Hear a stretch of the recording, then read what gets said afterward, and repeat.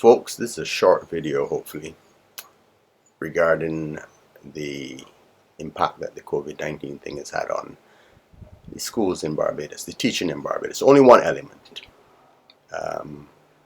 Personally, I think that our students have been let down by the government, let down by the ministry, let down by the adults in general regarding how the COVID-19 has impacted the schools and the learning and so on and so forth. Anyway, that letdown talk is my opinion, and I want to keep this video fact-based. So let me start with facts. And the first one I'm going to deal with is the loss of the instructional time as occasioned by the various lockdowns and the online schooling and so on and so forth. But I'll let the Minister of Education say exactly what she thought. And I've taken this clip from a Barbados Today Evening Update, March 25th, 2021. Pay attention particularly to the Minister's words. Look for instructional time and mental health. But not only that, listen to the tone, listen to the impassioned plea, even listen to the mistakes and the stammering and so on and so forth. This will have an impact on how we take the words that she has said. But what we cannot do is lose any more instructional time in the classroom, and to continue to see the increase in the rise in the number of the mental health issues that are confronting our students and confronting our teachers. The time is now, and I hope that I have the support of all of the stakeholders to be able to make this exercise work. Okay, we've had a listen. Now, from her words, even if you consider them scripted, you know that this loss of instructional time is not 2 or 3 minutes. School had to close early today because of a burst main. You come back and make up your half hour, by lessons or next week. This ain't even like somebody gets sick for a week and had to stay off of school, had a little operation, anything like that. This big time, big ticket loss of instructional time. And take that from the minister. Now, what she didn't say was how much. Let's quantify it. I'm going to give you an opportunity to quantify it. You don't have to agree with my arithmetic, but think about it yourself and quantify it. So before we go into that, let's have a look at what normal working man, 40-hour week. The average working person in a normal working type environment can do 2,000 working hours a year. 52 weeks in a year, take off 2 for a holiday. 50 weeks, 40 hours a week, 2,000 hours. Simple multiplication. Keep 2,000 in your mind. We can come back to 2,000. Go to the students' instructional time. Students, average secondary school student, and I only talk about secondary school for the time being, because it's really easy to do the arithmetic. Secondary school student, generally speaking, 39, 40 weeks a year. Let me stick with 40, because 40 easy to multiply. 5 days a week, 45 is 200 days a year. The average student now, at most of secondary schools, certainly in my time, you had 7 periods, 3/4 of an hour each period. Again, the multiplication is not difficult, just over 5 hours a day. So you got 200 days a year at 5 hours of instructional time each day. I ain't talking about holidays, I ain't talking about homework, I ain't talking about after school detention, in the classroom.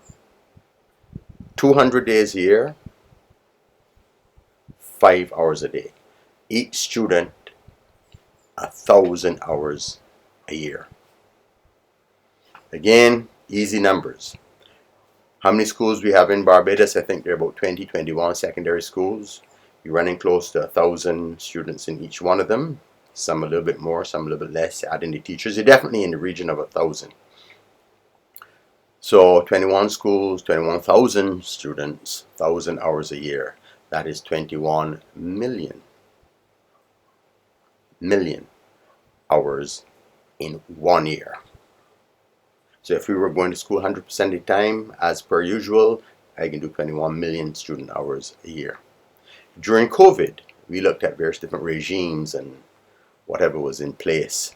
My daughter, 2 days on, 2 days off, and a fifth day of the week, which was for online learning. If the teachers turned up, and I think they dialed down the length of a period, I don't know, up to 20, 25 minutes or something like that. And the rest of the time, the students get on WhatsApp their friends. Anyway, that was what it was. We looked at a number of schools, not just where my daughter goes to school. I look at a number of big schools, teachers, students. At end of play, comfortably, we failed to teach the children for half, again 50% easy multiplying, half of the time that they would ordinarily have been instructed. So we started out with 21 million hours, and then according to the minister, we lost instructional time. I don't know, this lost thing is, you lost your car keys. Right. This, I have other words for it, but let's go with lost the instructional time. Half of it, 21 million, half, 10.5 million. Let me try the half, because that is troublesome. 10 million student hours we lost in a year. 10 million. When we consider the 2,000 hours that I said earlier is a normal work year for a worker. If we had fired 1,000 workers, if we fired 1,000 workers and each of them had 2,000 hours a year, that was only 2 million hours. We were going to fire 1,000 workers for 5 years to lose as much as the 10 million that the students lost. You can imagine 1,000 workers for 5 years on Mr. Maloney's Hyatt without a bill of hotel and got time left over.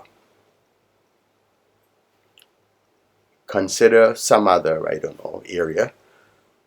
We shut down the airport and the seaport. There are about 1,000 workers combined for 5 years. Going to tourism, lockdown, I don't know how many Hiltons, but it's more than 5, because they don't even work the whole year. To lose 10 million man hours anywhere else. If you had lose 1,000 workers, a government couldn't lay off 1,000 workers out to the civil service right now for 5 years, not and expect to get re-elected. Anywhere else, any other demographic, to lose 1 million man hours in a year would have been catastrophic. They wouldn't even have tried it. But my question is, how is it that it is so easy to do without consequence to students? We also have the issue of the teachers. As far as I'm concerned, the teachers would have known. I know many teachers who knew that if you cut down your instructional hours by 50%, you can't complete the syllabus. So they know that the students are not going to be prepared for their exams. And the parents. Do the parents know that we're going through the motions, but come CXC time, my daughter is not going to be fully prepared, or my son? What is the consequence? I was hoping my daughter would get an A, maybe get a scholarship. Now she might get a B or a C. How does that change her trajectory in life? What is the impact? A fellow who might get a B or C now fail, come out of school and torment the block. A fellow who might have wanted to go to university, don't get in. The consequences are there, but you didn't hear any real big noise from the parents in general. And my thing is that a lot of this could have been avoided.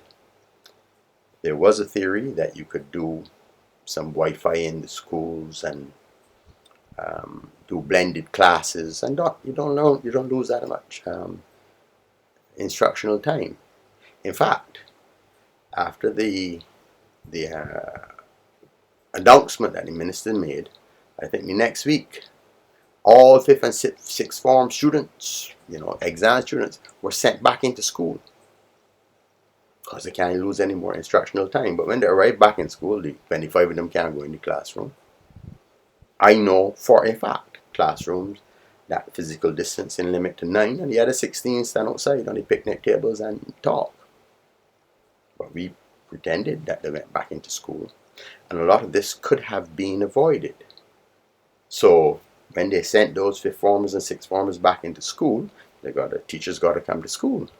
The teachers got first and second formers to teach too, but they don't have no Wi-Fi in the school to teach remotely to the people that left home. So all of a sudden they've been getting nothing because they teach at school teaching the fifth formers. And we could have avoided that. Put Wi-Fi in the schools, no big thing. But we let a whole year pass and lost, according to the minister, 10 million man hours or woman hours or student hours. No consequence, nobody accounts for it. Nobody held accountable. Now, adults did this and let students down. Again, my opinion. Let's get back to the fact. If the students felt they were well treated, I have no problem. If, however, students feel that they may have been let down, there are schools, and I'm not even going to get into that too deeply, who were offered assistance, Wi-Fi and such like, and turn it down to the detriments of their students. Let's look at the students now. I am reliably informed that out of those 21 secondary schools, every year, give or take, 4,000, a little bit less or a little bit more, not arguing, 4,000 students come into the workforce and leave school. Every year, 4,000 students get a year older. Every year, 4,000 students become eligible to vote. So between elections, 4,000 students per year. 5 years, I sticking with simple numbers, 5 and 4. 5 fours is 20,000 students. If the government don't do me right, in 5 years' time, 20 more of me can go vote. On average in Barbados, and anybody can check this is my thing, nobody don't really win a lot of seats by more than 1,000 votes. 1,000 votes, 1,000 votes will change the course of most constituencies in most elections. 20,000 votes is 20 seats. There is no government ever in the history of Barbados, even this one that had 30 seats, could survive a 20-seat turnaround. None. If they treat the students less than satisfactorily, the students can say, don't dig nothing. I can wait for you. I can wait 2-3 years, and I can wait for you in 2020 something. And I can remember when I was at school, and you didn't have any problem letting me down. That is for the student advocates. Don't take my words for it. Go and do the sums yourself and get a grip. 10 million student hours in 1 year. Nowhere else in Barbados society would that have been tolerated. In fact, nowhere else in Barbados society would that have been considered, because the consequences would be there. Students need to make people have consequences. And